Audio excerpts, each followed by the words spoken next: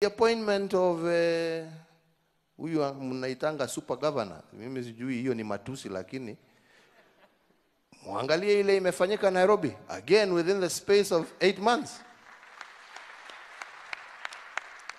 We are in the process of doing almost 400 kilometers of tarmac in Nairobi. We are in the process, we have ensured people in Nairobi used to pay 20 shillings in our informal settlements for 1 jerrycan of water. 40 shillings a day, and you can imagine what 40 shillings a day kwa mtu wa kibarua. We have worked with them to ensure that we have dug boreholes. People in Nairobi, especially our informal settlements, are now getting water not only regularly, but for free.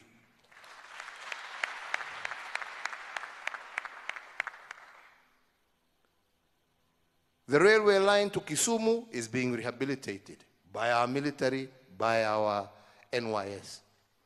Okay? Jameni, if all of us had the discipline